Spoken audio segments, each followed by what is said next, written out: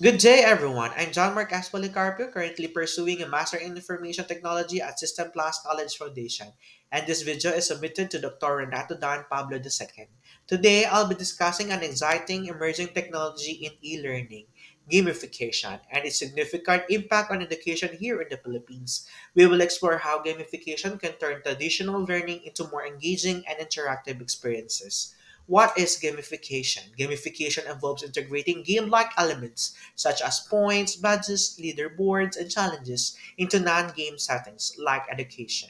The goal is to make learning more enjoyable and immersive, motivating students to engage actively in their own learning journey.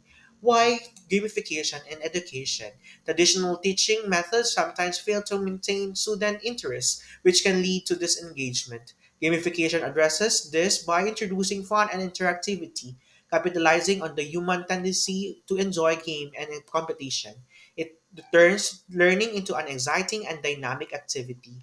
The impact on the Philippine education, increase engagement and motivation.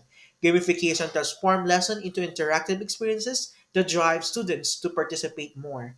Game elements like points rewards make learning feel more fulfilling and cultivate a sense of achievement. The second, enhance learning retention. Studies show the gamification can improve retention of knowledge through interactive quizzes and real-time problem solving. Students actively apply what they learn, reinforcing their understanding.